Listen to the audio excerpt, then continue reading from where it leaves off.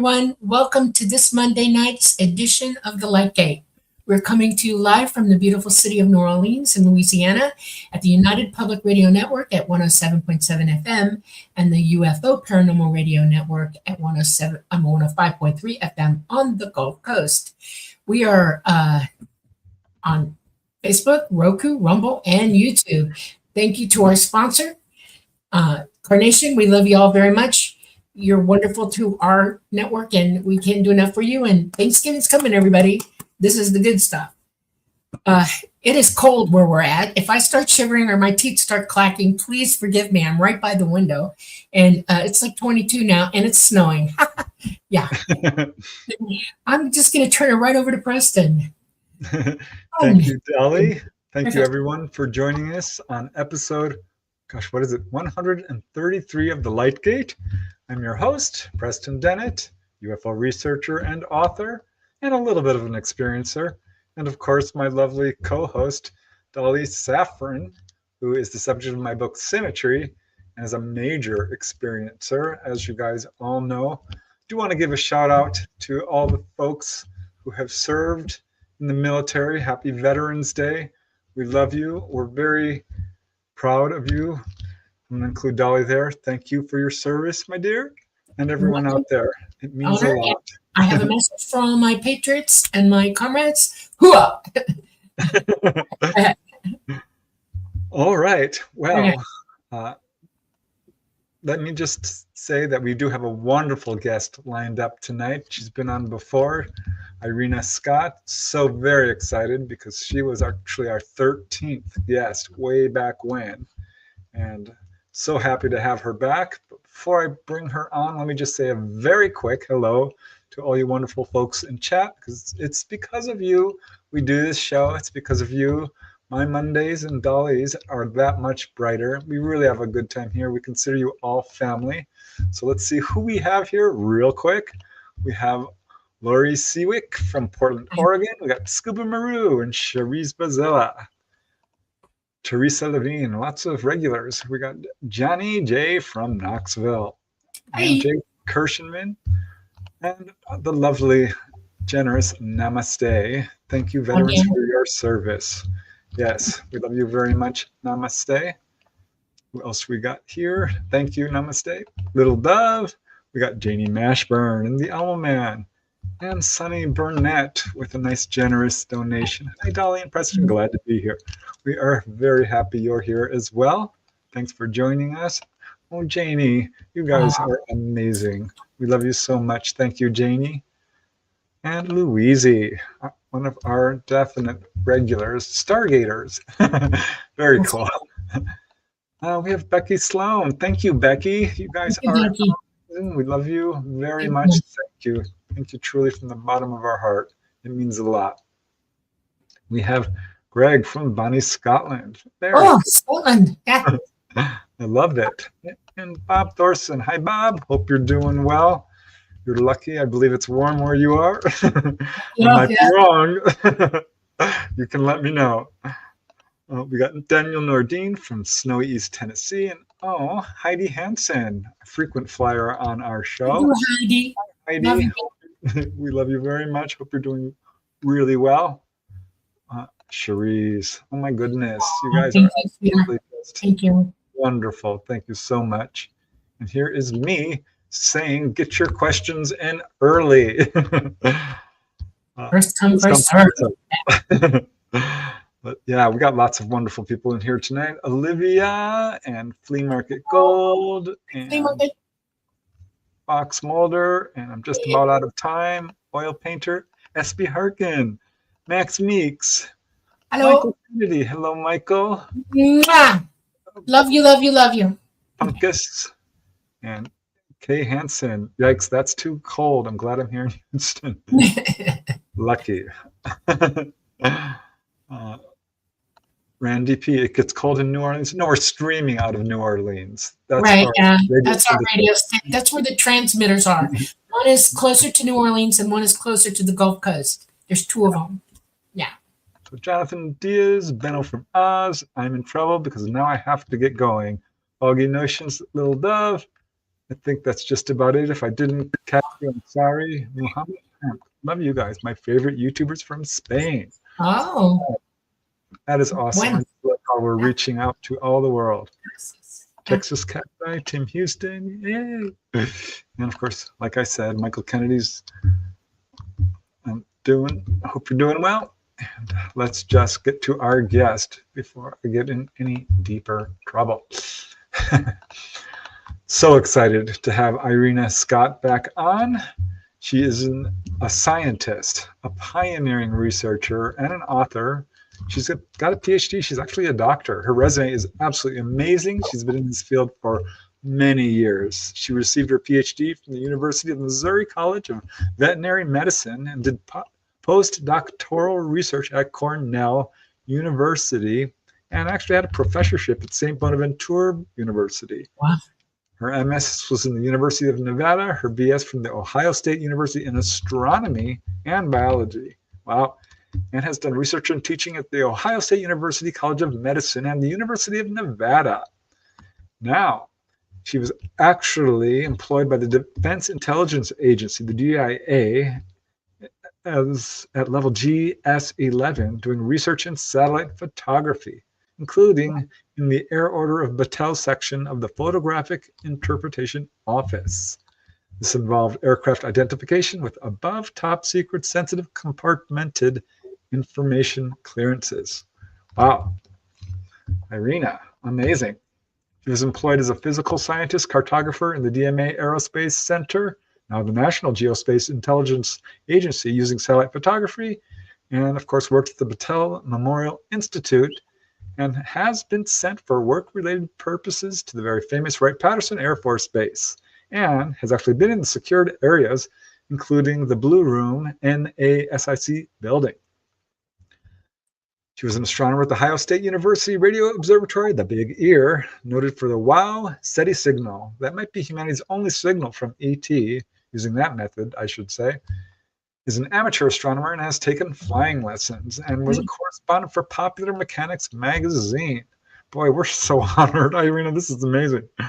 Her publications include books and works in peer-reviewed scientific journals, magazines, and newspapers. Her photography has been shown on television and in magazines. She has served on MUFON Board of Directors, 1993 to 2000, and is a MUFON consultant in physiology and astronomy and a field investigator, a founding member of the Mid-Ohio Research Associates, and an editor of the Ohio UFO Notebook.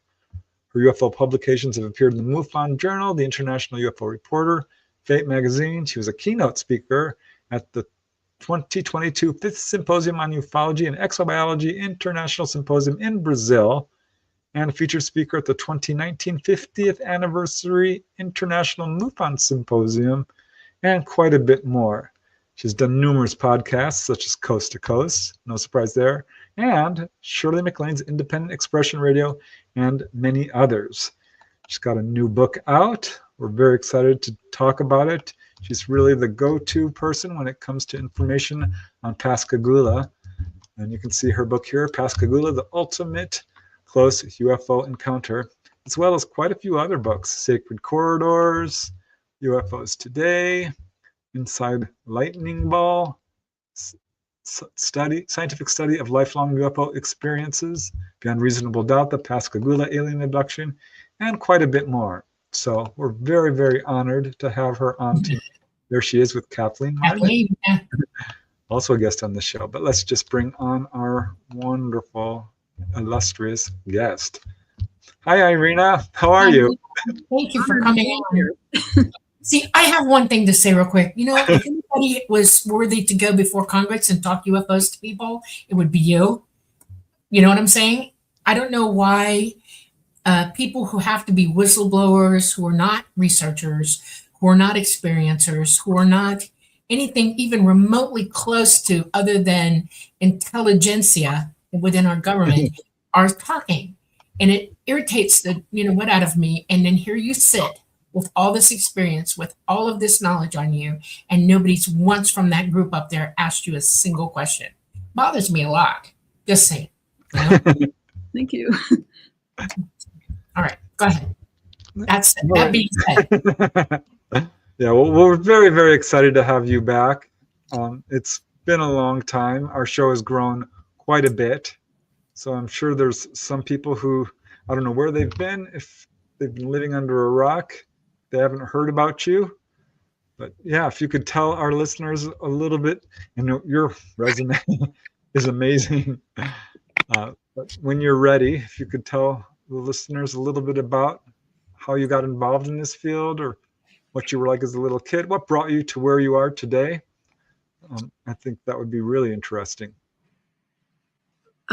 What brought me to where I am today is I started having UFO experiences when I was real young, like about 5 years old or earlier. But at that time, I didn't know what UFOs were even. I never heard of them. And I went into science, and they always have scientists on as debunkers. I mean, whenever they say UFOs don't exist, they always have a scientist come on and say, oh, no, this thing, there can't be, and so on. So I was in science. So I didn't admit that I had UFO experiences for many, many, many years. But finally, I started crawling out of the closet, UFO closet, and about it, and got harassed, of course. Of course. So age 5, huh? Like what kind of encounters? My first one was when my sister and I were real young kids.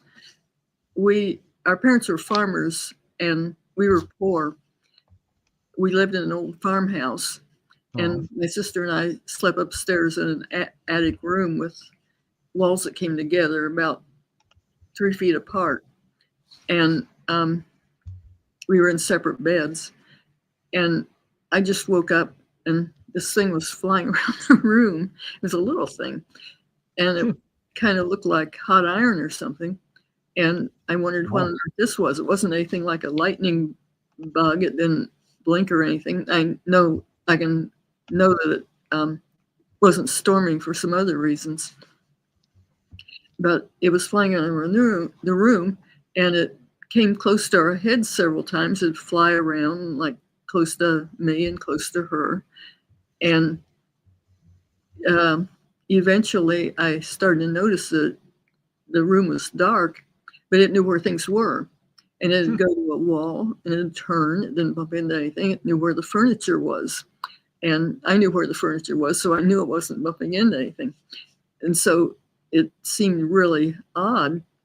And I couldn't figure out what it was, but I wasn't scared or anything. And at the time, I didn't know anything about UFOs anyway, so I wasn't thinking about UFOs or anything. I was just wondering what it was.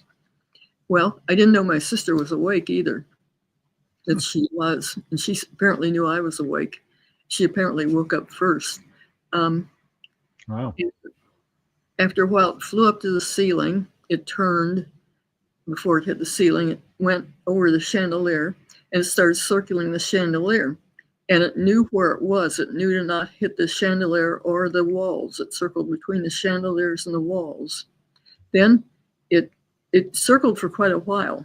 And so it wasn't the wind blowing or anything like that. The room was closed. There was a door on one side and a window on the other and a door on the other end. And so it circled and circled, and then it came down in a spiral. And when it got just about directly under the lamp, we both became terrified, so scared you couldn't believe it, just like terror you couldn't believe, and ran out of the room screaming and fell down the stair steps because we were terrified to run down. And then we couldn't get the door open, and we ran to our parents, and they said, we didn't see anything, that was imaginations. Oh, wow. Where was this? What state? It's next door to where I am now. I had a lot of jobs and returned to the old family farm. It's in Ohio. Oh, okay. What year? A long time ago. Okay, I get that. Did you ever figure, do you have an idea of what that might have been? Well, over all these years, you know? since then, at first, it was years before I ever heard of UFOs because we were poor. We didn't have literature in the house or TV or anything else. We didn't even have running water. Things were kind of primitive. Our father was farm. Yeah, been there, done that, got the same problem. Yeah. Okay. So eventually I found out about UFOs, but I didn't think of this as a UFO because I thought they were like airplanes, and this was just a little. But then later, many years later, I read a book by Jenny Randles saying that oftentimes that people have repeated UFO experiences start out with little tiny UFOs in their room, like bedroom sightings or something. And I just heard a podcast yesterday. Stan Gordon was talking about the orbs, and people are paying a lot more attention to orbs now than they did then. Well, that way back when I was a kid, a very young kid, we saw an orb, but Yeah. What color was it? it was kind of like hot iron. Hot iron. Okay. You saw a real honest to God orb. People see white orbs. No, that is not an ET orb. Okay. That is somebody remote viewing you. Okay. Probably. Or another, or a spirit of something like that. But you saw one. And what they were doing is they were making, they were in there investigating your surroundings, and they were mapping your surroundings, your room. Because when they come in to check you out after that, they need to know exactly where everything is so they don't cause problems for the entire house, family, everybody else. They will map your surroundings, and they will spend quite a bit of time doing it. And the fact that they did it while you were awake, they knew you were awake. There's no way it didn't know you were awake. Okay. And I'm sure it took down every second of y'all just staying calm until you freaked out. Okay. And after that long, I mean, how long was the sequence? Was it like 20 minutes, 10 minutes? How long? I don't know. My sister was sure she wasn't in school, and I don't know. So I was around 5 or 6, and she was around 4 or so. So you were engaged in time at that age. Yeah. It probably took it 20 minutes. If you stayed calm for 20 minutes and then bolted, they were like considering the situation pretty good with you too. You know what I'm saying? They watch how children react to everything because they don't want to scare one to stinking death. Okay. Because children can stop breathing too. All right. And while they're mapping your room, if you came to and saw it and just watched it moving around, and the fact that you were thinking the whole way through, they heard every thought you had, by the way. This was an interesting encounter for you. That's a genuine first encounter that you remember. Wow. So did any stuff happen after that, or how long was the next encounter? Yeah. How long until the next encounter? I'm trying to, somehow I'm not getting the sound right here. Oh, that's all right. Technical difficulties. I can hear you better now. Okay. Oh, yeah, I hear you a lot better now. Wonderful. So yeah, so that occurred when you were around 4 or 5, you said? Yeah, 5 or 6 years old, somewhere around in that area. How long was it till your next encounter, and what was the next encounter? The next encounter, I had heard of UFOs, and I don't know, it was in summer again. It was, we didn't have air conditioning or anything, and I was outside sleeping on a rock to keep cool. And it was actually a porch. It was a big square rock. And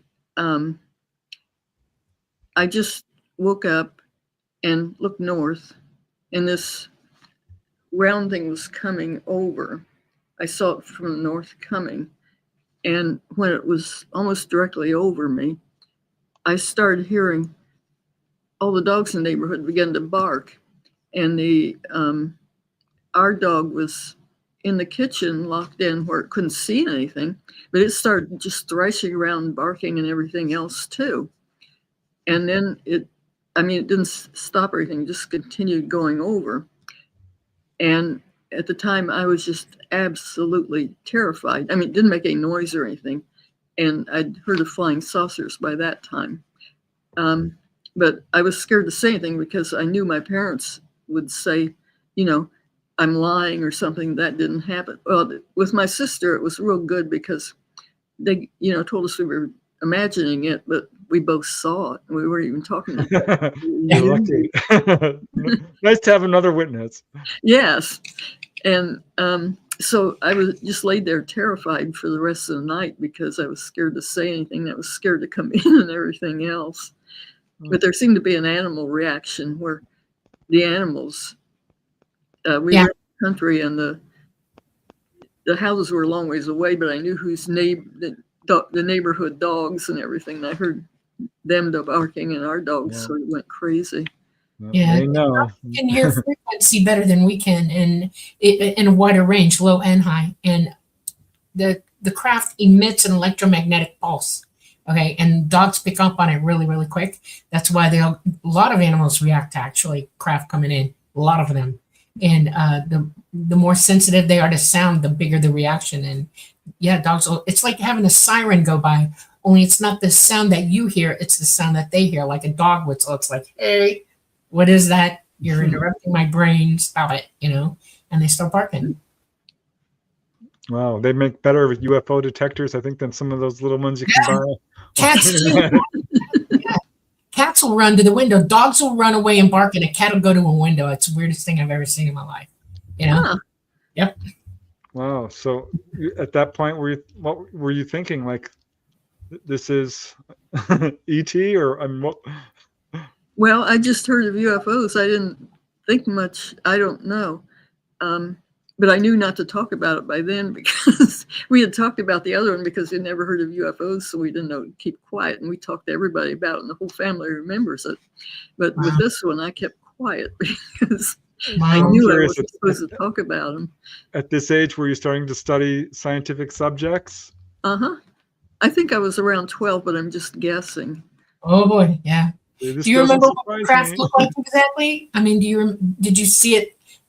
Oh, in other words, was it all lit up, or did you see the metal of it or anything like that? No, it was just like a orange. I thought it was probably something real, but it was just an orange glow. And there was sort of an air route over the place too. And it was about the same angular diameter as an airplane, but it definitely wasn't an airplane. It came and went, and it still looked like an orange ball. I mean, like if it was an airplane with landing lights, it would look different when it went over. Wow. Yeah, that real McCoy, that was a real one. You got to see a real one. It's real. It sounds interesting, but it's fascinating to me because so many contactees, and I'm going to call you one if you don't mind, because once you have a couple of experiences, it starts to become undeniable. But so many of them, start becoming interested in quantum physics, in astronomy, in mathematics, and all of these subjects. And you seem to fit that profile pretty strongly, Irena. Well, I wanted to be an astronomer when I was a tiny kid, and I never questioned why. But then after I've been in giving podcasts and things, people say, well, does this early experience have anything to do with you wanting to be an astronomer? I never thought about it, but that's what I wanted to do. And I don't know if it had anything to do with it or not. It did for me. I can tell you that. Going up in the skies, the more I became interested in airplanes, flight, all of it. I mean, I went nuts. If it was off this planet, I wanted to know. And it drove, I literally obsessed over it, wanting to know. I just hear this so much. We had Mark D'Antonio on the show, and he's like, I was 9 years old, and I knew I wanted to be an astronomer. He had just had an encounter himself. I knew I was going to be a writer at that age. Well, I tried to get into astronomy all kinds of times, and I finally wound up at DIA, but they didn't hire females back then. And I would go in and apply, and they would say, you're a female, you can't apply. And I couldn't even get an application. Wow. Well, I'm glad it's no longer like that, at least not as bad as it was. Wow, that's heartbreaking and really disappointing. Yeah, it was, because I really wanted to be an astronomer. It really ruined me. Oh. I went into something else, and I'm happy, but totally not what I wanted to do. So how did it all develop to you becoming a researcher in UFOs in this topic? Well, we had other sightings too. My sister and I had other sightings together. Eventually, I don't know. I think Pascagoula actually was what got me started. Oh, wow. What happened was that my parents are real skeptics and they didn't believe in UFOs or anything. And at the time of when Pascagoula happened, I was in Missouri and my mother was in Ohio on the old farm. And they were conservative with money and they didn't spend money on like long distance phone calls. But one day my mother called one night and said, "Did you hear that sound?" And I said, "No." And she kept asking me that. She said that my father and her had heard an explosion. And so I said, we're 600 miles away. I wouldn't hear the same thing. And she had always said that if we thought she was getting dementia, to tell her. And so I started teasing her and telling her, go to the nut house and everything else. And so, but it was a real strange thing for her to do. And later, several days later, she called and said there was just a huge UFO wave that people were hiding in their closets. They were staying home, keeping their kids at home. And it was just like a war zone. The governor had seen one, and one had chased one of my mother's friends in a car and all kinds of things. So anyway, I thought this was strange for my mother. And I always kind of remembered it, but I didn't pay too much attention to it. And later I was in a library and they had, I was at Ohio State University and they had a newspaper room with real newspapers in it, just tons of newspapers. Oh, wow. And so just on an impulse, I went in and thought, look for when that phone call from my mother came in. I don't know why I did that, but I just did because there were newspapers, I guess. And I thought I'd never find it because I couldn't remember the date. But I remembered I sort of remembered it was like in October, the middle of October. And I thought I saw all these papers and it was just like Indiana Jones' vault that just went on forever. I thought I'll never find it. But actually I did find it. I found a little article around the middle of October that told about a sound. And so anyway, the sound was unexplained and it went across about half the length of the country and nobody could understand it. And somehow I got interested in that. And the sound actually, there were other articles about it and there were articles about this Pascagoula abduction. And I was in science and I didn't pay too much attention. I thought the abduction was crazy. But so I was interested in the sound. And so I did some research and nobody had explained the sound. And the state seismologist of Ohio helped me do research on it. And I published it in a scientific journal, the results that there was a strange sound. And it happened the same time as the Pascagoula abduction. And anyway, that got me into UFOs because some UFO people in Ohio had heard of my paper for some reason and asked me to give a speech about it. And I did. And then I started meeting ufologists from Ohio. And I found out there was UFO literature and stuff. And I think I met a number of people like Rich Hoffman and other people at that meeting. And I didn't know who anybody was at the time. And after that, I joined UFO groups. But I was kind of quiet about it because I was working. And people at work found out I belonged to a UFO group. And, I'd walk in the morning and they'd say, "See UFOs," and all that. So anyway, but I kept quiet about it. But I had a number of other experiences too with UFOs. And so anyway, that got me into ufology. And I wrote some papers and was a founder of a group and things. But then I became dormant for a while. and for some reason I activated about 2016 and submitted a manuscript. Philip Mantle was advertising for manuscripts, and I submitted a manuscript to him. Actually, the first, when I gave the speech about UFOs, it was about the sound. Well, then, so Pascagoula did a lot for me of getting me into ufology. And then, So interesting. Wow. yeah, Philip Mantle published republished a book by Charles Hickson about the Pascagoula abduction. And then he tried to contact Calvin, who was abducted and hadn't spoken about it for 50 years. And he and Calvin's wife convinced Calvin to start talking about it. And so Calvin published 2 books. But then it turned out there were a number of other witnesses there. And like Philip is in England, they have this English accent, and the people in Pascagoula have a Mississippi accent, and I was kind of in between, and he wanted somebody to interview people and ask me. And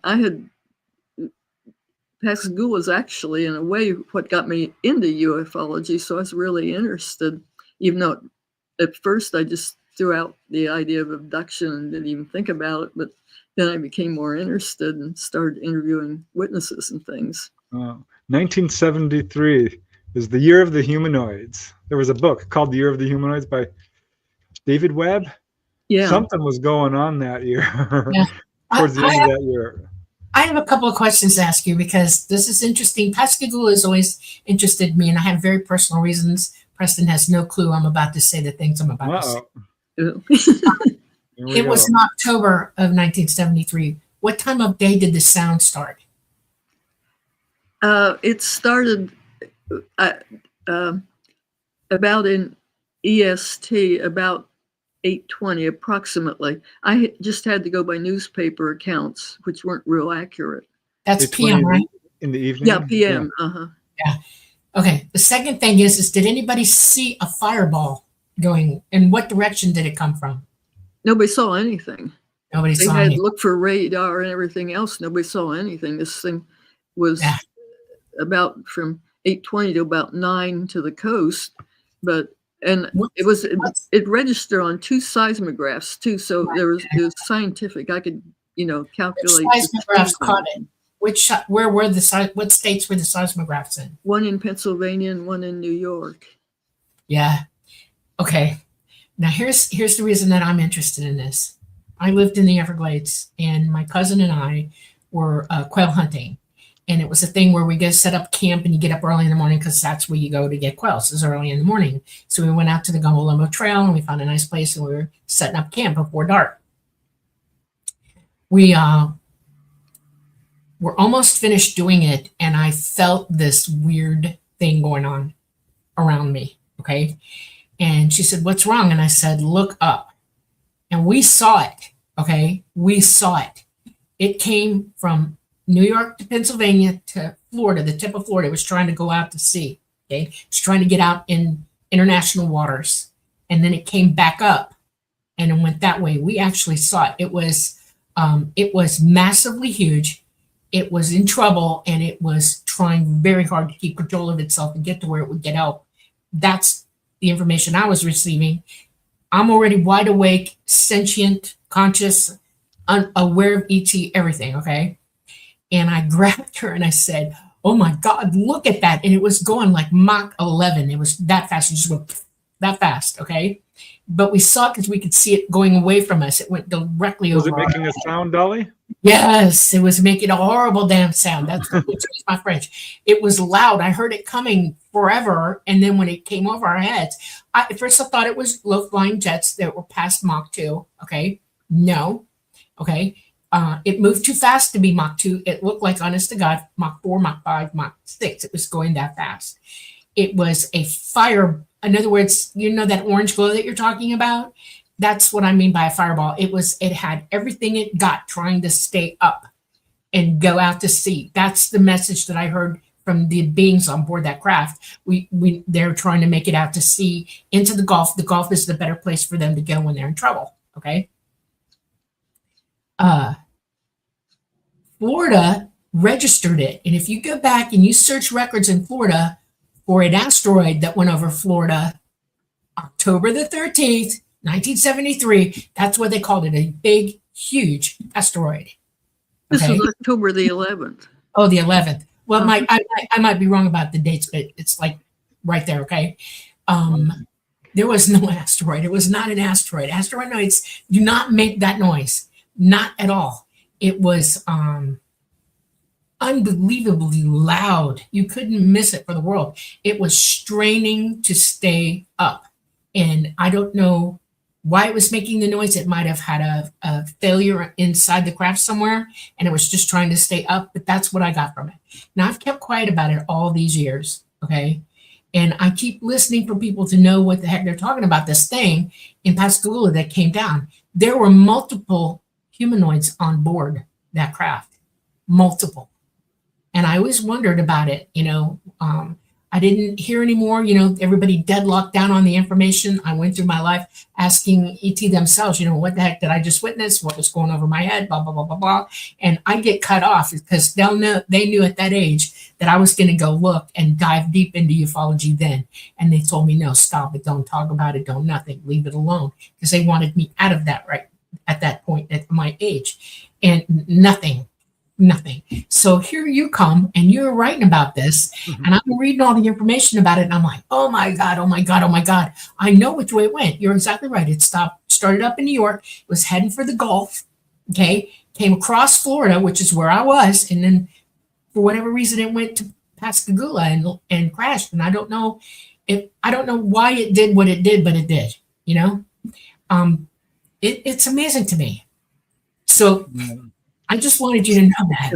I heard it. Lots of people heard it in Florida, and they passed it off as a bloody asteroid. I bet some people may have seen it too, but who are you going to tell? This is still, especially back then. Nobody saw anything where at the place where this was, where the sound was. That was why it was so mysterious. Yeah, it was probably trying to go. They can go interdimensional, and they were trying to go back to being interdimensional. It was not when it went over our heads. We visualized it really easily. I mean, we saw it. There's a giant ball going over our heads. And I thought, that's not an asteroid. That's not what they look like. They have tails. This didn't have a tail. They have sparks coming off them. This had no sparks. There's no sparkle. And we watched it go away from us, and it's just this big orange ball, and it blew me away. So 1973, towards October. This was, again, like I said, the year of the human. So many cases going on, but somehow the Pascagoula case became super famous. There was so many going on, but that one really rose above the others. I think it's probably one of the best verified cases out there.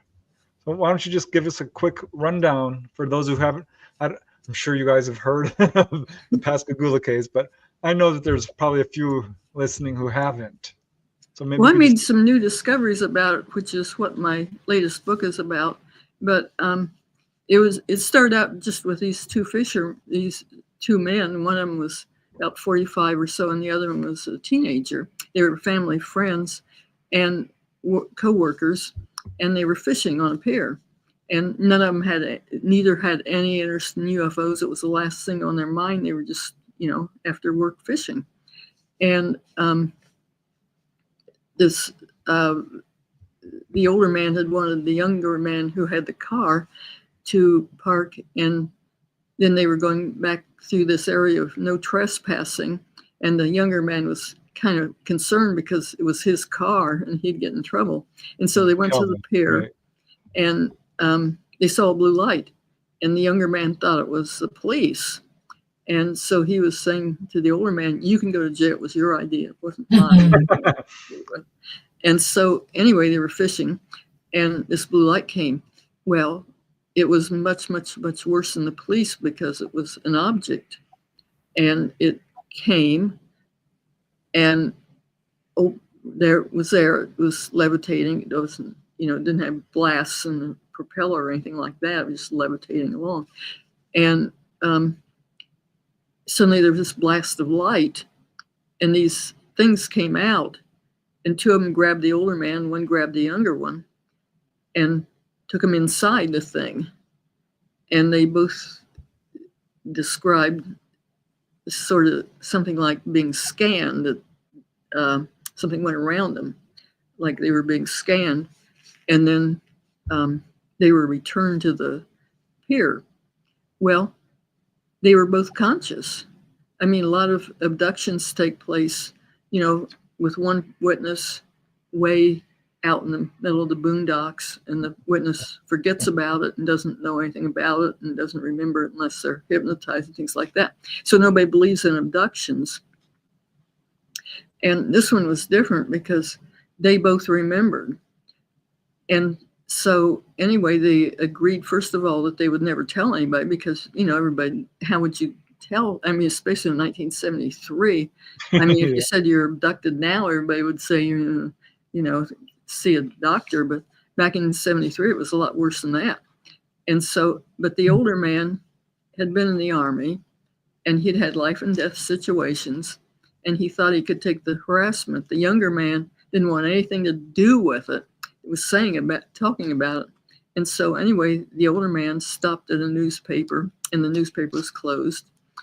And then he called the Kessler Air Force Base, which was close by, and Project Blue Book used to collect UFO reports, but at that time, Project Blue Book was over with, and the Kessler Air Force Base said, forget about it, contact your local authorities. So they contacted the police.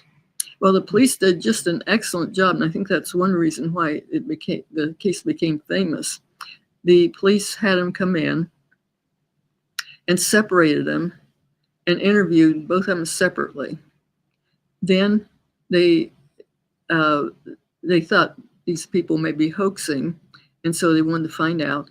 And so they were going to put them in a room, with nobody in it, but a secret hidden tape recorder. Yeah, and they figured that that these people laugh and say, "Oh, we put it out, put it over on them and everything." And so they interviewed them together in this room, and then the interviewer left, and there was a hidden tape recorder. Well, what the hidden tape recorder revealed was the two men were just absolutely terrified out of their minds. And they talked about being grabbed and taken aboard and everything else. So they remembered it. And it was very clear to everybody that these people were sincere, that they weren't hoaxing because of the mystery tape. And the mystery tape is still on, you can find it on the internet. And you can hear the stress in their voice and everything. The one of them started praying and everything else. They were so terrified. And so that had, that convinced the police that something was going on. But another reason I think the police were convinced was because there were a whole lot of other reports pouring in at the same time that people were seeing things. And so anyway, then they had a lot of people interview the two witnesses. And the younger man just said, I'm not going to talk about it. I'm going to tell everybody I fainted. And so he didn't talk about it for 50 years because of the harassment and all that. But he definitely was not a publicity seeker because they always say, that people that say that are after publicity, and maybe some are, but he didn't even talk to his wife about it for 50 years. And so anyway, then they had a lot of good people interview him and took him to one Air Force base and then took him to another because they were worried about maybe they were radioactive or contaminated or something, and they wanted to test them out. Well, they had a lot of honchos like colonels and things interview him, and there's a transcript of that. And they saved a lot of the transcripts from everything that happened from starting and continuing. And then the older man wrote a book and the thing sort of died down. But then Philip Mantle published the book of the older man, and he got after the younger man. And the younger man, finally, his wife was saying, why don't you say something about it, talk about it, And so anyway, he finally did. And he wrote 2 books that were published by Philip Mantle. But what happened was that there were a whole lot of other witnesses. And usually with an abduction, the reason they're not considered as real and considered, metal cases and everything is because a lot of times it's one person out in the middle of nowhere, no documentation, nothing, and often not remembered or even. And so Right. This was totally different because there were 2 witnesses. They both remembered it, and it was shown by the mystery tape that they taped immediately and their interviews. And so it turned out that there were a lot of other witnesses. And Philip and I began interviewing people. Wow, that's what makes this case so amazing, because when it came out, and even for years afterwards, I think everyone was just under the impression that Calvin Parker had fainted, because that's what I thought. So it turns out that's not true. And I understand him not wanting to talk about it. I absolutely cannot place any blame on anyone who doesn't want to talk about these things. But so interesting that no, he actually was fully conscious through the whole thing, and that there were outside witnesses, because we haven't heard about that. So is this some of the new information that's in your latest book here, is the outside witnesses? Well, Philip and I wrote the book. It came out about 2 years ago, Beyond Reasonable Doubt. And Right. We called it that because we thought there was enough circumstantial evidence to convince a jury that something happened. And at that time, in 1973, the police, the person that was answering the phone, I can't think of what's at the headquarters of the police, Right. said that there were over 50 calls from people reporting something strange. Wow. And I mean, that was just overwhelming. He said he wrote down notes about 50, and there were more people than that were going over a bridge where the thing was. And so that wouldn't be influenced by the press or anything else, because this was happening right when the abduction was happening. I mean, all these people were reporting that they saw something. Then we came along, and it turned out that there were other people that knew about it but didn't report it. And it was very hard to report at that time, because if you said you saw a UFO, everybody, immediately attacked and laughed at you, and you'd be the laughing stock, which is why Calvin didn't say anything, is because he had his whole life ahead of him. He didn't want to always, be harassed the rest of his life. And smart guy, yeah. So were they able to get any of the reports on their, like, did they have doctors look over them? Whatever tests they conducted with them, do you have any of those? Yeah, I interviewed one of the doctors that examined them, and he's dead now, but he said that he had no doubt whatsoever that they were sincere, that he could tell they were very, very stressed out of their minds and about to have a heart attack and everything else. And he said he knew they were sincere. I think there were 2 doctors that went over them. Did they have any effects happen to them? Was there any radiation? Was there any tachycardia, stuff like that? In other words, when you say you feel like you're going to have a heart attack, sometimes when you're around a lot of electromagnetic radiation, it can cause you to go into AVIB or VTAC. And I was that's in my book, and it's in his latest book too. One thing we found out is that he found all these papers and documents that were written about it. One of them was called the I can't remember. The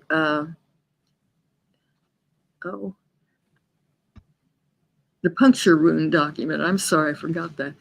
And this was written about the next day after they had reported it. And some doctors investigated them. I mean, these were Ph.D. doctors in physics. They weren't, but anyway, there was some evidence, such as Hickson had some scratches on his arm, and Parker had what appeared to be a puncture wound on his foot. And they had, and Philip Mantle actually found the pictures too, besides the document. So they were examined immediately afterwards for things. And then I noticed my PhD is in veterinary medicine, but I know humans a little bit too. But anyway, it talked about their eyes being dilated, and that was a day later.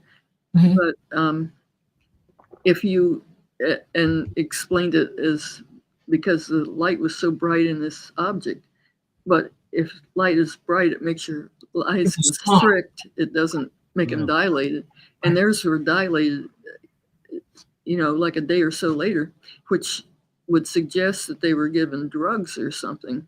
And or eye drops to dilate their eyes so they could see in. Well, they both thought they had been given a shot. Oh, okay. And when they thought they got these shots, they thought they were terrified. You can imagine, but then they just felt relaxed, and they couldn't move, and they were paralyzed when the abduction took place. And so that would go along with the idea that maybe they were given drugs or something. But then there were other effects that I noticed in my book here that mentioned that one thing, when they were turned back out, the beings or whatever they were, put them back on the pier. Well, like what happened to Calvin was that he wound up standing at the end of the pier with his arms stretched out over the river. And I looked up, posture and things, and you can have, when you have something that just really gets to your nerves, it can affect your posture. And like he was just standing there like that in a strange posture. And it took him, when Charles came out, he fell down and he couldn't walk for a while, but it got his legs still working. And then he saw Calvin standing there like that, just in a rigid position with totally out of it. And he had to wake him up and everything. So that was another effect that didn't catch the news or anything, but I just noticed those two things due to my sort of medical background in a way. But Calvin also said that there were effects on his car. And when they went back to their car, the window on the passenger side was shattered, but didn't actually break until they opened it. And then Calvin said later that his belt buckle was attracted to the car. And then he said his keys stuck to the car. So there seemed, even though the UFO was no longer there, you got magnetized. Yeah. Yeah. That's good physical evidence. Yeah. Yeah. That turns up in a number of other cases I know of. And it's the kind of thing that you can't easily fake either. Because, how do you reproduce that? How do you magnetize a car? Not easy to do. Wow. That's amazing. So going on from there, this is the case that just kind of keeps on giving, huh? Oh, we're just finding out more and more stuff all along. I mean, there were documents way back and everything else. It was amazing. Philip Mantle just did an amazing job of things. And then with the other witnesses, when Calvin started talking about it, he was on YouTube and describing what happened to him. And there were a whole lot of people writing in and making comments about it. And among some of them were this woman that said, well, her parents saw the abduction. That drew his attention. And I can imagine, yeah. so anyway, he found out who the parents were and asked me to interview them. And I just thought this was a normal interview of somebody that had a sighting. Well, none of these are normal, turned out. But anyway, her name was Mary Blair and her husband was Jerry Blair. And they were on the other side of the river. There was another pair, and they were waiting to go on a boat, a supply boat. And he was waiting for his boss who was tied up someplace. And so they were sitting there in a car by the pier, and they saw this commotion on the other side, and they didn't know what it was. And then the next day or so, it was in the newspaper or the radio or whatever, that these people had been abducted. Well, they discovered they'd been on the other side of the river, and what they saw as activity had probably been the abduction. But what else happened is that she said that she saw this object flying over the river. Her husband was sleeping in the car because he had to go out and go to work whenever his boss came. And so she saw this thing flying around the river. And she said she thought it was an airplane, but it just flew around. It didn't land any place, and there was no landing place. And she couldn't understand what it was doing. And she kept saying, well, it was searching for something. Or the pilot couldn't figure out what he was doing, or he was lost or something. And he said it was just circling around. Well, then it was around 9 o'clock, and he decided to put his clothes in the ship. And so they were walking along the pier, and he was ahead of her. And she said that something that looked like a man just flopped up in the pier ahead of her and then flopped back down. And she thought, this man will have to come up to breathe. And nobody came up to breathe. Then they went to the boat, and it seemed to be like, what did they do for 3 hours? And she said at 12 o'clock she came back, and she was so terrified she ran back. And that set off alarms to me because she was really emotional about this thing that flopped up on the pier. And I wondered what happened during these 3 hours when they were in the ship. Yeah, red flag, right? Yeah, it had a lot of red flags. And so anyway, I stayed in contact with for about 2 years. And she just showed a lot of emotion about this thing that flopped up on the pier and everything. And so about a couple of years later, her husband became ill, and he went on, he became very ill and went on a ventilator and unfortunately died. But right before I went on the ventilator, and you can't speak when you're on a ventilator, but right before that, he'd always been a skeptic and made fun of everything and all that. Well, then suddenly he told her that they had been abducted. This was news to her. But she, it was surprising. And apparently her husband had been in contact with these beings sometime before and never mentioned anything about it, and had always been a skeptic and, said these don't exist. And so she was very surprised. But then later, when she kind of recovered from his death and things, Philip hired somebody to hypnotize her because she kind of wanted to be hypnotized anyway. And she remembered a little bit about the abduction, and that they were interested in her eggs and her DNA, and they wanted to kind of get hybrids and walk among us, she said, and that came under hypnosis. But she remembered, apparently her husband knew all about the abduction. And so that was really, really unusual because we had two groups of people being abducted at the same time in the same place. which isn't Wow. something brand new. Right. It's a shame they didn't go to the police, and you know what I mean? This feels almost intentional, that this was an event that was meant to be widely viewed, because so many cases don't have this kind of outside confirmation. It's really remarkable. Well, then I started interviewing more people, and I've interviewed over 50 people that reported seeing UFOs, some of them close encounters that made their cars, turn off and things like that all around. And so there was a lot more, and there were a whole lot of people on the same night that had something happen. So there was a lot of other sightings.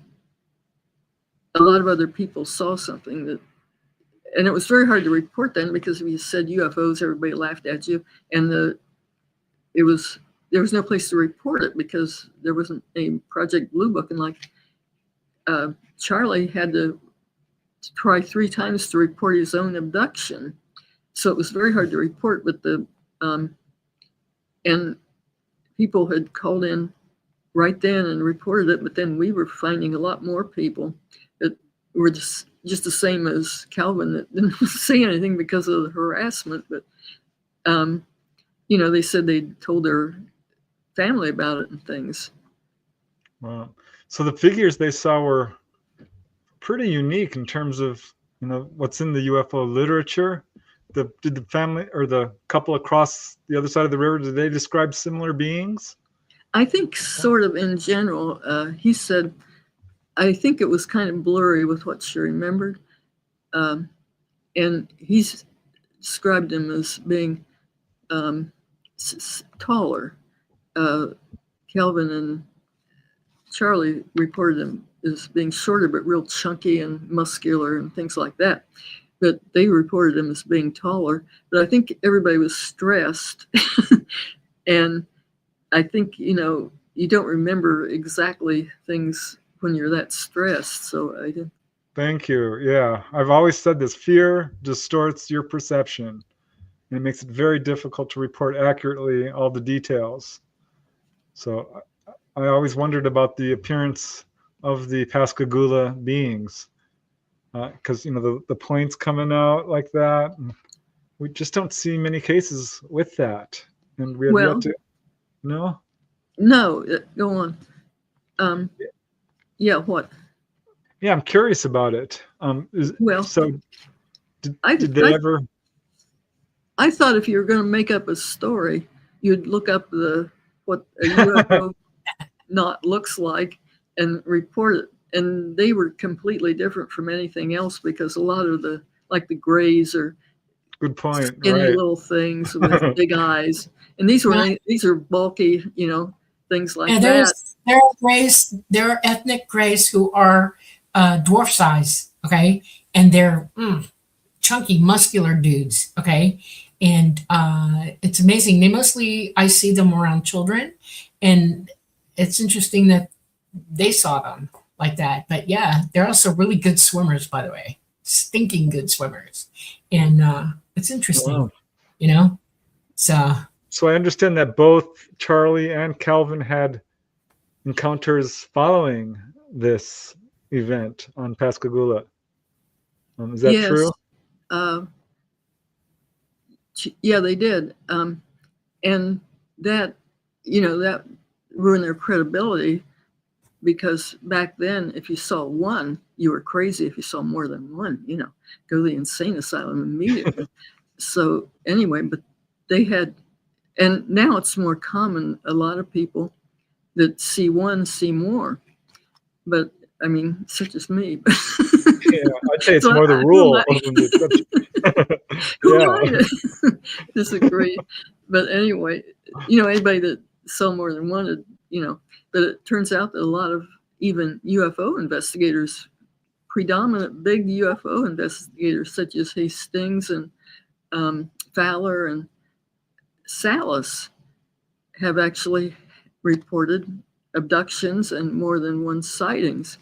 But they reported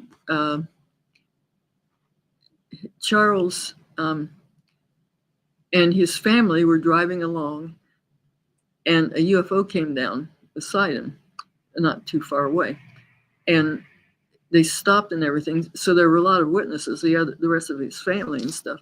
But his wife just absolutely went out of her mind in fear, and so they didn't stay very long. They got out of there. But in that case, there were a number of other people, and then. It's too bad. Too bad. Huh? It's too bad she reacted. You know, I can't blame her, but you know, becoming frightened. But I always wonder if you don't get frightened like that, it might have been a more interactive, more extensive encounter, and may have learned quite a bit. Because Well, I remember that. I remember that happening. Some people's mates are scarier than they are, Right. which Yeah. probably means that there's something going on with the mate. Yeah. Another red flag. Yeah. Yeah. Humans are unpredictable too. A male will sometimes protect the female, and if the female starts freaking out, it's like not a good situation immediately to them because they're worried about what the male's going to do to them. You see what I'm saying? Because they won't fight back, and if you get the idea that you can overtake them, it's all over for them. So they have to be careful what they do and how they react to it. I have a question. The two men, what did they do for a job when this all occurred in Pascagoula? What was their jobs? The older man was a supervisor in a shipping company, and he had just hired Calvin for his first day of work. Calvin's father was his friend, and so the family was looking for a job for Calvin, and he had been working, I think, driving a bus or something, and in the oil rigs, and he wanted a stable job because he was going to get married. And so Charlie offered him a job, and that was his first day of work. Wow. So, What kind of shipping company? What did they ship? it was Walker Company, and they built shipbuilding company. Okay. That's interesting. Wow. But that's one thing that my new book is about, is that there were all these other witnesses, and this was very, very, very strange for is there a break here? Yeah, okay. No, I'm just flashing the book up because you mentioned it. Yeah, good, thanks.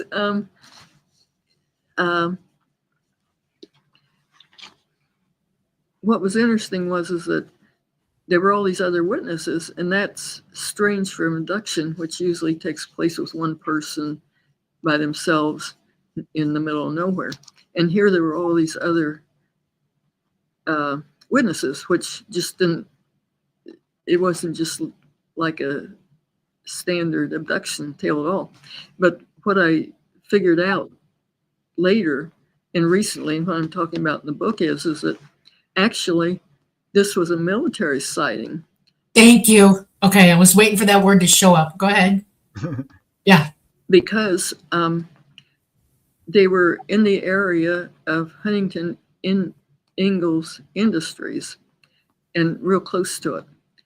And Huntington Ingalls Industries was, people didn't know it, and nobody just realized it until now, but it was a nuclear site.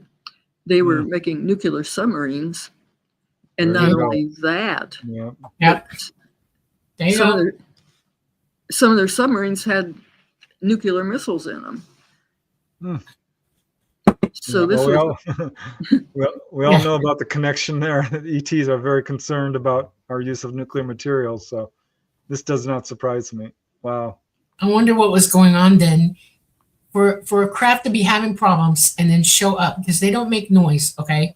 And if you have a craft that's making that kind of noise, it wasn't doing a display for anybody or showing off. It was literally in a lot of trouble, okay? And it somehow managed to fix itself, okay, which can happen, and then went on to do what it was going to do. And it had to be important to them to get to that point where they had to get there to get to them. And I'm wondering what was going on. There was a lot going on in 1973 that y'all don't realize what's going on, especially with nuclear, okay? Because it was being planted all up and down the Gulf Coast, literally all the way to Florida, okay? Really? Because that's where mostly the wave of humanoids was. Yes. Yeah, the southeast area, that's right. northwest. That's a big deal. And there's more nuclear in the coastal areas than you realize. It's all there, and people just don't realize they're there unless they work for them, and then they know, and they're not allowed to talk about it. It is amazing to me. What did they do after the incident? Did they stay in the industry that he was in? I mean, how did their lives go after that? Well, Charlie kept on working, but Kelvin, he was very, very severely affected by it, and he went back to his parents' place, and then he had a nervous breakdown, was hospitalized, and then he kept he would work, but people figured out he was a person that had the UFO thing, and he was famous, but he didn't want to be famous. He wanted it to just disappear, and so he had to keep changing jobs to because he would attract attention. And he continued working. He went back to the oil fields, and I forget what else, but he continued working, and Charlie continued working. Now, you mentioned that, gosh, I get them confused. Charles Hickson, he's the older guy. He had an encounter following this. Kelvin Parker did as well? Kelvin Parker, he seemed to have a more involved encounter, because he not only saw these things that they thought were robots that abducted him, but he also thought there was something in the object that was like a woman. And, I don't know if it was a woman, but he said it looked kind of human, but I don't think he thought it was a human. But she talked to him then, and may have taken the blood sample, and he said several times that he died and came back to life when he was being abducted, and she might have given him a transfusion of different types of blood or something. And then in 1992, he had another encounter with her. And then in 1993, he had still another encounter with her. And so he had two more events. Wow. Amazing. Now, did either of them have, report, I should say, having any encounters as young children? Because often we see that with contactees. If they're having repeated encounters, usually it does go back to childhood, as you know.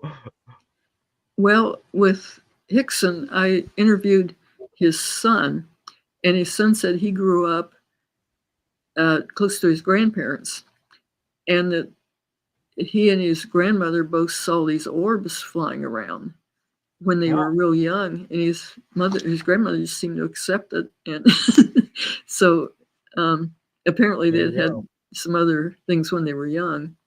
Wow. Well, that's fascinating. But what about Charles Hickson? That's who you're talking about? That was his son that I was talking to. Oh, all right. But Kelvin, he didn't report anything as a kid? I don't think he reported anything else from when he was young. Boy, my heart just breaks for him. How old was he when the Pascagoula case took place? He was, I think, 18 going on 19 or something. Some of them said 19 and some said 18, so I wasn't sure. A teenager. Wow. Yeah, Wow. Yeah. He was real young. I was 14 in 1973. So, wow, that's amazing. Well, he really went through a lot. And God bless him for coming forward. So he had no plans on coming forward until Philip and you guys got involved? His wife wanted him to come forward. He hadn't even talked to her about it. She said that she found out about it when they were engaged. They were engaged when this happened, and he had moved back to his parents and had a nervous breakdown. He said for some time afterwards, he had a tick in his mouth, a nervous tick for months afterwards, but he didn't talk about it for years. And she finally thought he should write a book about it or say something about it, because he'd repressed this all these years. and it had influenced him. And then also Philip also tried to convince him. So finally he decided to say something. Has it helped? Yeah, he said it helped a lot, because I think the atmosphere had changed too, because, you know, if you said that back then, everybody, you know, but since The ridicule doesn't end. Yeah. Yeah. That's crazy. I feel bad for him. I really do. I opened my mouth one time and it bit me hard, you know, and I never said another word to another human being after that. I would shut up, you know, didn't talk. And I was still ridiculed for a long time. My friends were, it pushed me to the outside of everybody, you know. I never really had, I had one really close friend and a few others, but that's it. I only had 4 in my core, you know, just 4 friends. That's it. I knew a lot of people, but I mean, people walked miles around me because of it, you know. Yeah. Well, I began investigating in 1986. My family thought I'd lost my mind. Like, what is wrong with you? I'm like, no, this is real. This is. And finally, you know, I was able to provide enough evidence, and eyewitness testimony and such, to bring them all around. But it was a years-long process where they, you know, didn't ridicule me and gaslight me and kind of roll their eyes. But still, we're not even there at this point. There's still a lot of work to be done. I think this book will definitely help, because it's the kind of case that, like you said, is beyond any reasonable doubt. Something happened. Yeah. Was he able to do any picture work for it, you know, drawings or anything like that?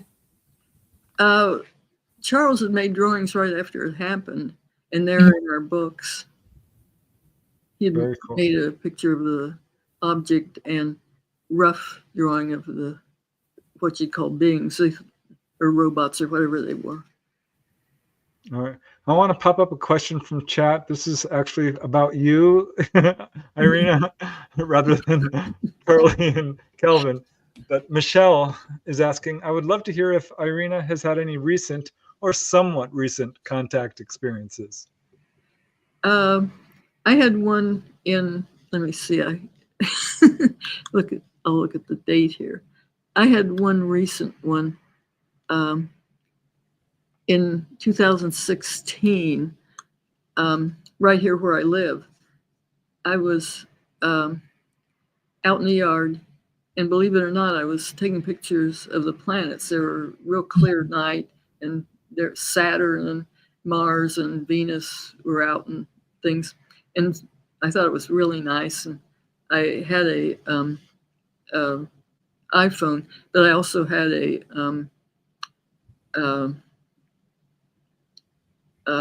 camcorder, which isn't astronomy, but I thought I could get good pictures of the color of things. So I had a camcorder set up, and I was standing out in my yard with the camera in my face, taking pictures of the planets. And these 2 objects, these 2 red objects, came by. And I had a camera in my hand, and I didn't take a picture, which I just couldn't believe. I was so stupid. And I don't think they were too far away. I thought they were like 100. Yeah, do you know how many people say that? I'm like 95% of everybody with cameras in their hands with a big UFO coming over or going by don't even think to go click, click, click, click, click. They don't, it doesn't register for some reason. You're not alone. I couldn't believe it. I mean, I saw these things and they went by and I didn't take a picture. Then as soon as my brain started working, I snapped the camera, and later I looked at it and there were several objects in it, which I don't know. He looked light against the background. It was dark. And so they weren't birds or anything. But then immediately after that, the sky began flashing with all these flashing lights and blinking lights, and they were going from west to east. Well, I ran to the camcorder, and I can't believe it, but I actually got it in focus, and I got pictures of the flashing lights. Cool. And so anyway, I got, I figured that the things that I got in the camera were maybe the lights to start with that weren't flashing, but that had registered on the iPhone. But then with the camcorder, I got flashing lights, but they didn't stay very long. They went on, and I couldn't find them after that. Were they in a long line or were they in a formation? No, there were a bunch of them. They were all over a big area of the sky. Okay, all right. Just flash, flash, flash, flash, flash. Okay. And there were 2 or 3 red lights that flashed on 3 or 4 times and then looked like they were taking off from someplace. And so I put that on Facebook and on YouTube, but I didn't report it for quite a while because I was seeing if I got other witnesses, which I didn't. But I finally reported it to an organization. One of the things that I know about ET, they have an electromagnetic pulse, okay? And with digital cameras, you can pick up the pulse. You can see their light pulsing from the electromagnetic burst, okay? But it'll start here and then it'll pulse again over here because they're moving, right? And if it's moving in a circle, you'll see dot, dot, dot, dot, dot, dot, dot. It'll look like they're everywhere all at one time. And they're half in and half out of dimensional space. So you're seeing the pulse of the light and it looks like a lot of them, but what you're really seeing is 1 or 2. And I would love to hear what, I'd love to see that film actually, because I got a feeling you got real ET. I mean, real ET, back engineered stuff don't really do that. Not like ET because they're moving pretty fast and they can move on a dime. You can do anything. But if it's going pulse, pulse, pulse, pulse, pulse, pulse, pulse, you're seeing in a half a second them moving really fast. It's like if you try to film a helicopter, sometimes the blades look like they don't move, okay? And when you're filming with a camera or VCR, same thing.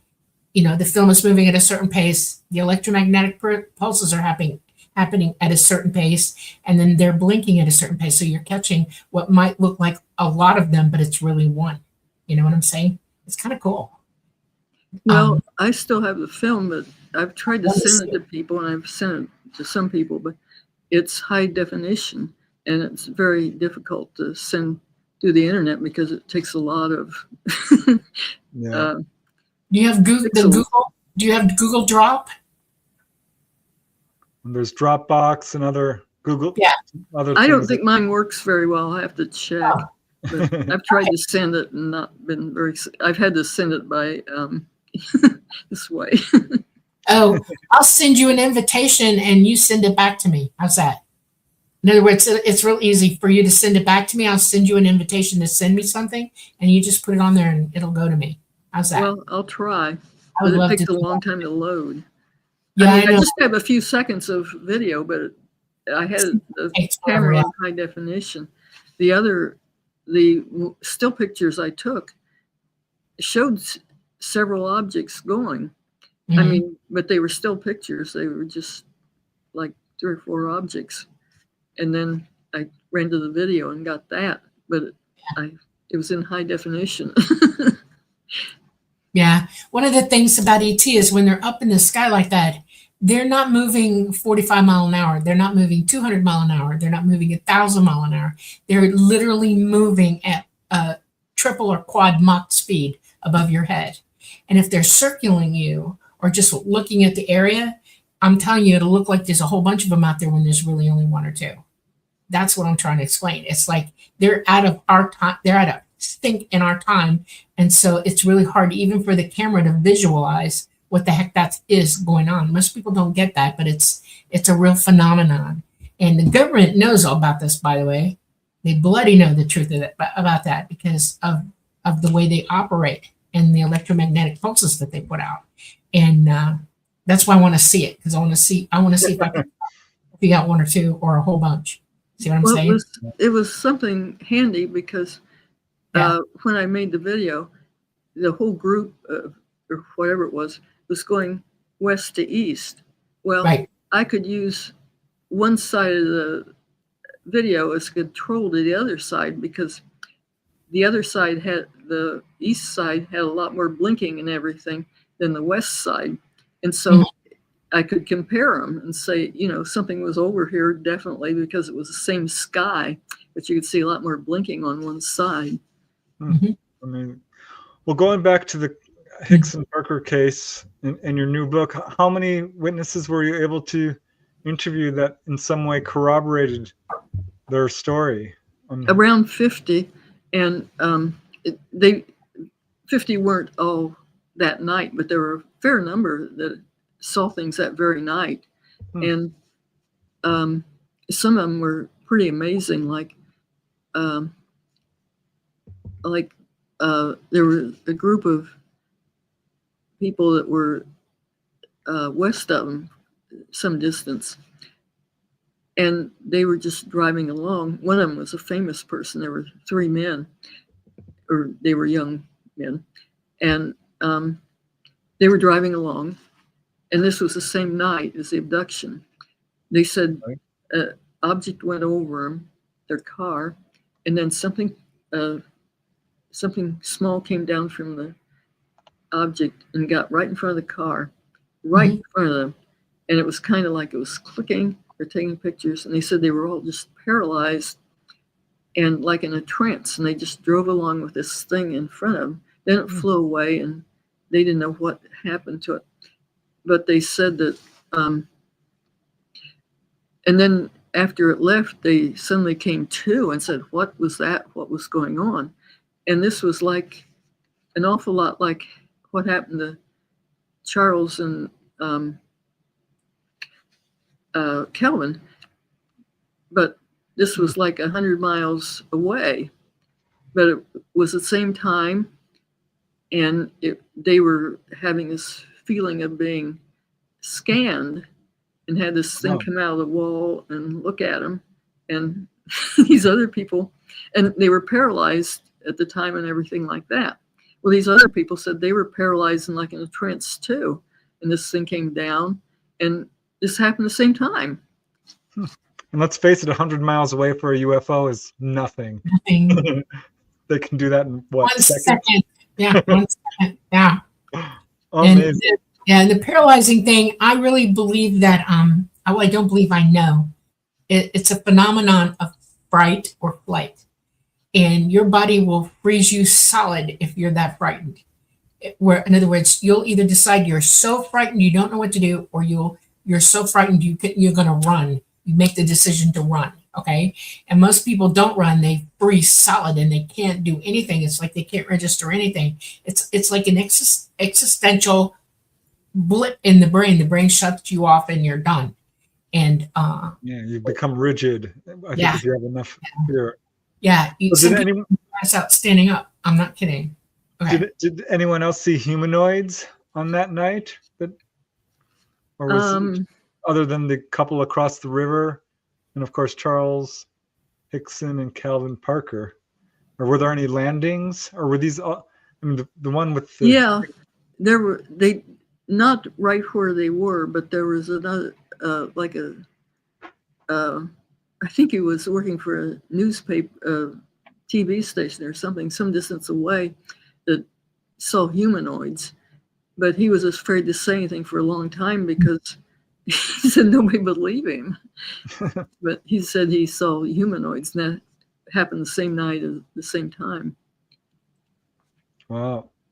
What about you yourself? Have you seen humanoids or had missing time?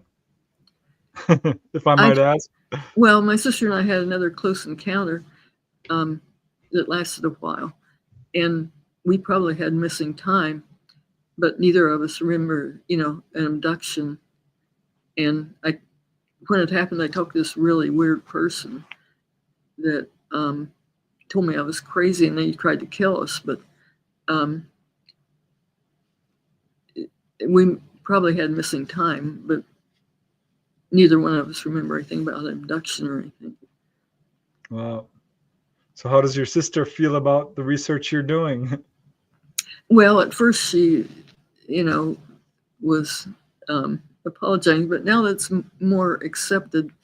Well, I'm really lucky because a lot of people have a UFO experience with somebody else, and the other person says nothing happened, And I was really lucky because my sister always said, something happened. So we both, saw something and admitted it. Wow. Well, Wow. Calvin and Charles, glad to That's find out amazing. that Well, how do you there's feel about it? In other words, how do you, What? our internet is getting a Preston, little did you blippy. freeze?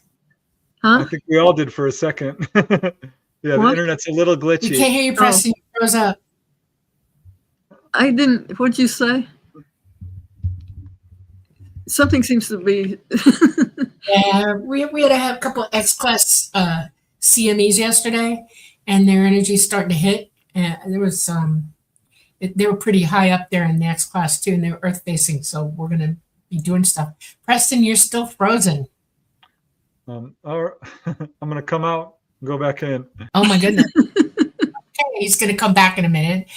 So all right, let me ask you a question. How do you feel about all this now? What's your opinion of the phenomenon? In other words, do you feel like this is a bad thing coming at you, or if they're just, what's your opinion? I don't want to lead you into an answer. What's your opinion about all of this, phenomenon? My opinion is I think a lot of people have experiences, and a lot more people than admit it, because it's still hard to talk about. But I think that we're just kind of primitive. I mean, they always haul out a scientist, and the scientist says, we're the only intelligent life in the universe. There can't be any other, so therefore UFOs don't exist and all that. Well, how would we know whether, we may not be intelligent, and we certainly may not be the only life in the universe. And so I think when we know absolutely nothing about something's here, it affects people, but scientists throw it out because they can't do an experiment on it and control it. So therefore it doesn't exist. Well, heavens, that's illogical. We ought to be exploring things. You're controlling a narrative. They don't teach certain things in school anymore, not since I was a kid even. We're all sentient beings, sentient. And they've realized over the years that not only we are sentient, but animals are sentient as well. And sentience has intelligence. And that's the proof that we're intelligent, is because we are sentient. We can realize self. We understand. We observe. We react to one another. It takes a sentient being to do that. We have empathy. Animals display all the same characteristics that we do, which means a higher intelligence. Something's going on there, right? But science doesn't want you to know the truth about that, because it all ties in to what ET is and what they represent. And they are on the boat of, no, you're not going to know the truth. And they will direct humanity in any which way to hold on to their narrative. They have reasons, and we all have to, just like they won't even let experiencers come into Congress. And which ones, I think they've had one, but he's a military person, whistleblower experiencer. Grush isn't even an experiencer. He just hears stuff, and says he knows stuff. It's not good enough for me. There are plenty of us on this whole entire planet, you included, Preston, me, a lot of people, even in our chat, who have absolute phenomenal information that we could be delivering toward data, so that we could all compile it together and come up with a reasonable explanation for what's going on. And we've pretty much already done that. We've all been talking about this long enough. There's some consensus going on, experience between experiences. We all are pretty much, the data's out there. We can all glean from it. Preston has, and understand. Can you hear me now, by the way? Yes. Am I moving? Yes. Because what I wanted to ask Irena is, did Calvin and Charlie realize that there were all these other witnesses? And if they did, when did they find out, and how did they feel about it? Well, I think when Charlie died several years ago, that he didn't know that. But Calvin, he just died not too long ago. And after he published his book, he got all kinds of favorable comments from all kinds of people. And at the time he published it, was being more accepted. So he was finding out that, other people saw it. But I think this is important because, for one thing, nobody listens to abductees and all that. And they should, because like with this example, we have a whole lot of other witnesses that saw things and reported it. And even when it was happening, a lot of people reported it. But then I think the other thing was just what I had in the book there. This is an atomic nuclear site where they had nuclear missiles. And the government goes all out, just crazy protecting these things. I mean, they spend zillions of dollars on security and all that. Well, if a UFO comes over and turns off a missile or something, Robert Salas, who saw Sure. Yeah. he helped me write it. If it turned where they think it turns off a missile or something, they just ignore it. And in this case, these are people around the nuclear site that were subject to mind control, things that happening to them, abduction by a nuclear site.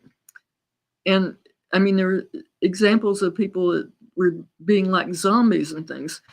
And that's dangerous at a nuclear site. I mean, they're spending all this money with security and totally not paying attention to something that's here, there, doing something. Actually, they do pay attention. They pay attention 24/7. They had to know this was going on. They had to have seen it. Yeah, they knew. I know. I mean, I just can't. So yeah, I saw that on the title of your book here. Best documented government and mind control dimensions. So can we dive a little bit deeper into that? What did you find out in terms of them doing these kind of mind control things? That's alarming. I think abduction is like mind control in a way too. But for example, well, there was a man that was during his working hours in HII, Huntington Ingalls. He was working and he and other people saw a UFO fly over the company and circle the one of the buildings and leave.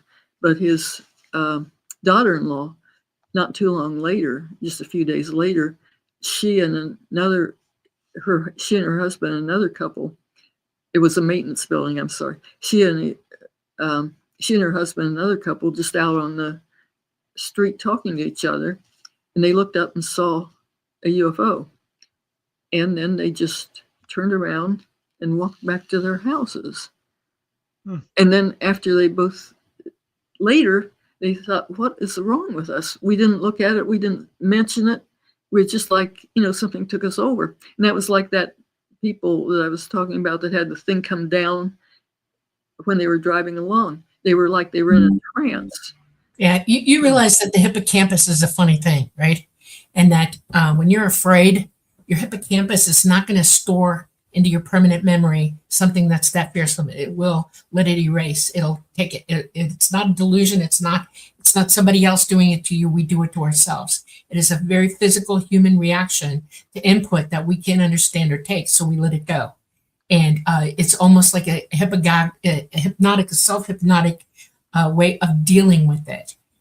Fear that intense or something that's so out of your wheelhouse that you just can't make it, and your hippocampus will not let you remember it. A lot of people don't understand that we do this to each other all the time. And I'll give you, for instance, when you go to war and you're fighting and you see things that are unbelievably bad while you're under tremendous stress and tremendous fear, and you come away from it, you don't remember. A lot of times you will let it go. Just go, it's gone. You get debriefed. They debrief you right away after every incident to get it written down. They have companies where there's a clerk who, either now it's all digital, but they get every single person to debrief into what that is. Because if they don't get it right at that minute, 90% of those guys are going to let it go and will tell you 2 weeks later, what are you talking about? I don't remember that. Okay, it is a natural human thing for your hippocampus not to let you have that information. That's what's occurring with the UFO thing. It's not them messing with your brain. It's us messing with our own brains. One of the things that is also occurring on top of that is that we got military that know this. We have military people who will mess with humans and do things like the MyLabbers, who will mess with you so bad they'll screw up what you're thinking. They can brainwash you. They can do all kinds of things. They can use drugs on you, everything in their power. And they practiced that at a long time. I wish that humans would drop the fear factor. This is one of the problems we have with not understanding what's going on, like the word abduction. An abduction is a bad situation. For us, an abduction is you're physically taken and a ransom or you're killed. Okay, this is how we observe abduction. ET doesn't abduct. They give you back to yourself. They bring you home, sometimes healed, sometimes better off than you were. And a lot of people don't remember it because their hippocampus won't let them, because it's just too, like I said, too far out of their wheelhouse. Yeah, I will say a lot of people I've interviewed don't like that word. Well, Some use it, but I use it in my book, and I said abduction observables, and like they have UFO observables. Well, I was saying abduction observables, some common things about that often are reported in abductions, such as it starts with a blast of light, or there's time problems. Yeah. And things like that. Features that turn up again and again. Right. Or the UFOs, they don't, like with an airplane, it takes off from someplace and it lands someplace, and there's a flight path. Well, a UFO, they just appear and disappear, and they can be close and things like that, which plus they levitate. And there's all kinds of things that just totally throw our physics out of the book. And so people say they don't exist. Well, plus with abduction, I was also mentioning that you think of abduction as being taken aboard a craft, and I don't think that's necessarily what it is, because I was giving some information in the book about possible abductions where in military things where it's timed, and there seem to be abduction properties, but nobody knew anything about being taken out or anything. It can just happen in a second. Right.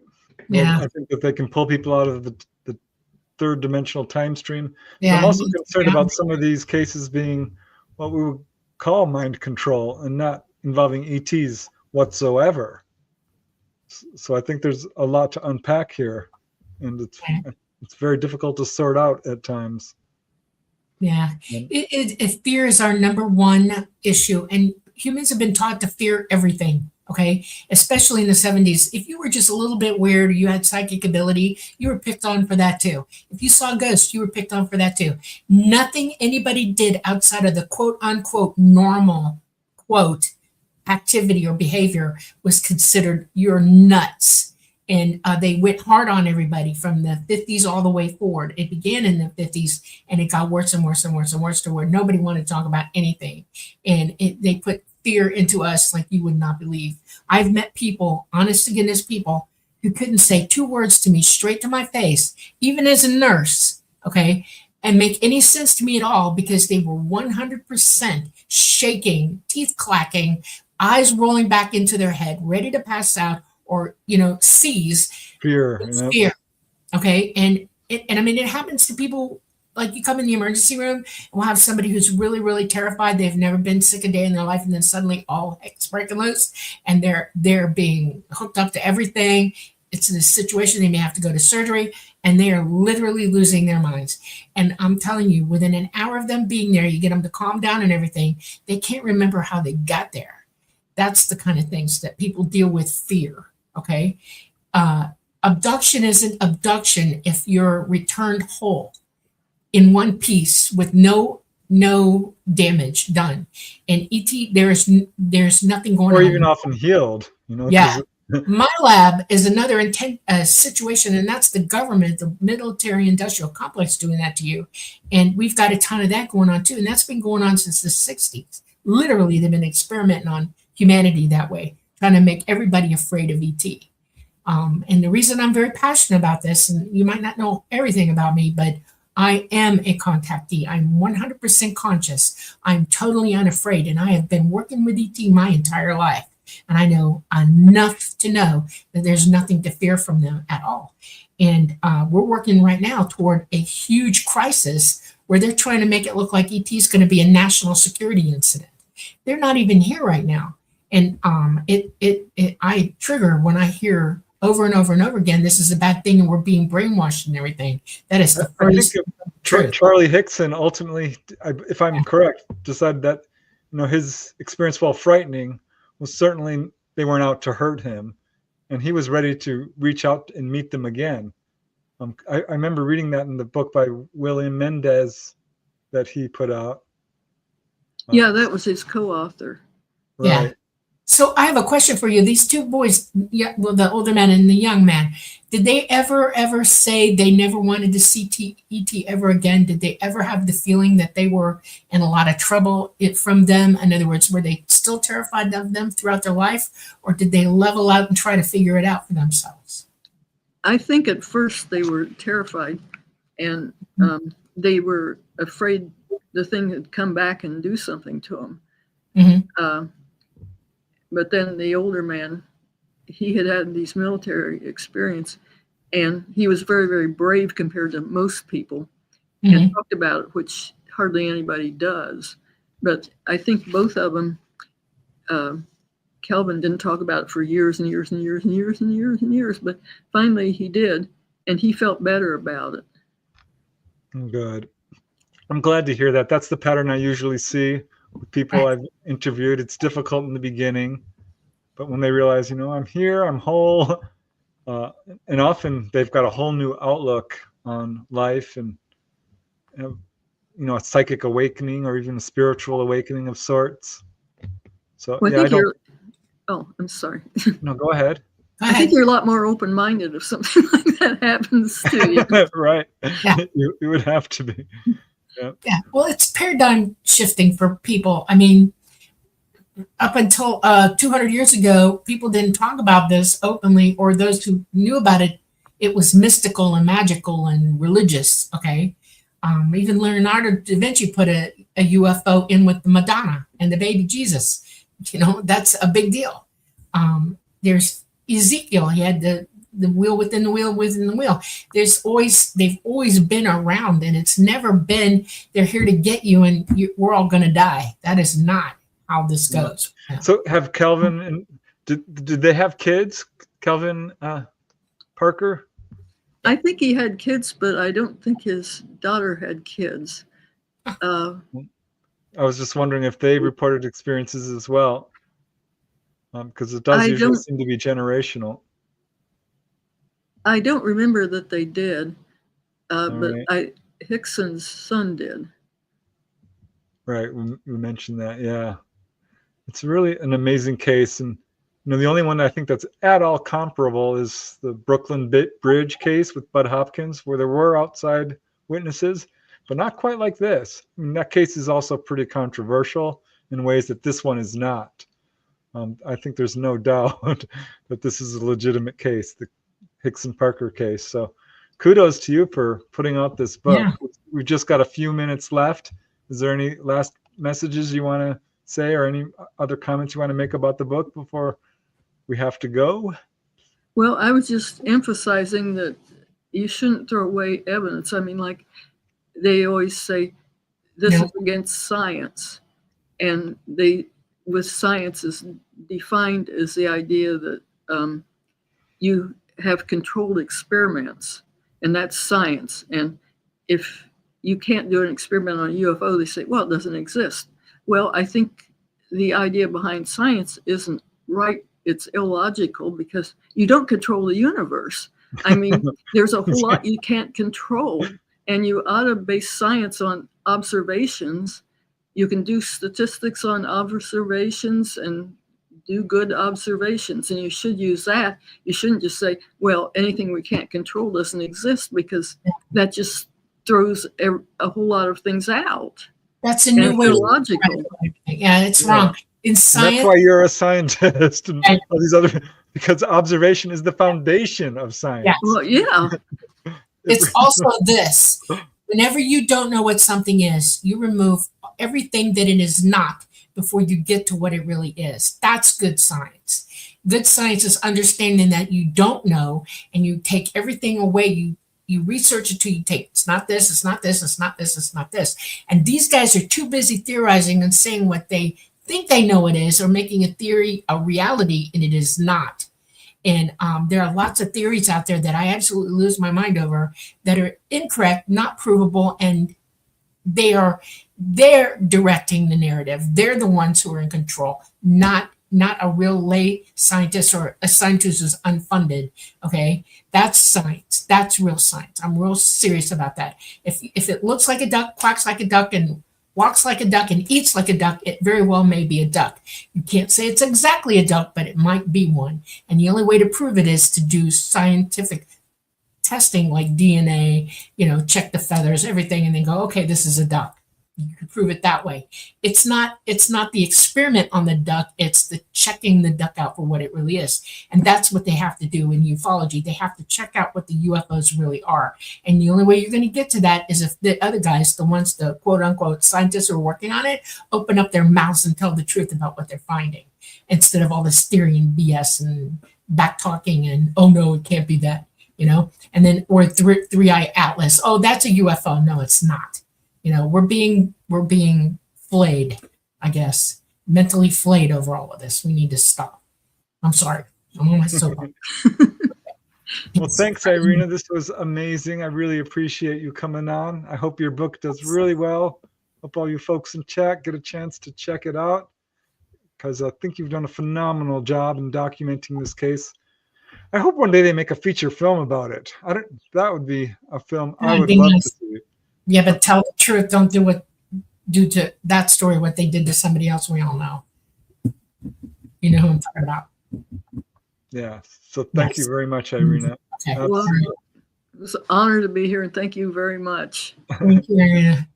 All right. Well, we're kind of out of time, so I just want to say thank you, Irena.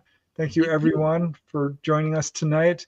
It's been an amazing show. I want to give a special shout out to you guys who are able to support our show. We truly appreciate it. Namaste. And Sunny, you guys are amazing. Janie, this helps us a lot.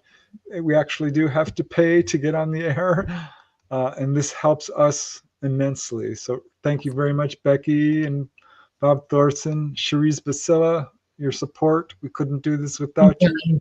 Heidi, so amazing. Raul, and frankly, all of you guys in chat. We love you so much. Thank you so much for coming each Monday. We've got a great show lined up for you next week. Right. So I guess that's it, Dolly. Just want to say one thing. Irena's book is on Amazon. Y'all need to go get it. It is very, very good. All her books are. All right. Thank you for joining us on the Lightgate this Monday night. We are coming to you live from the beautiful city of New Orleans in Louisiana at the United Public Radio Network at 107.7 FM. And the UFO Paranormal Radio Network at 105.3 FM. We're on Facebook, we're on Roku, and we are on Rumble. Thank you so much. We love you all. Have a wonderful week. Stay warm and be happy. Okay, here we go.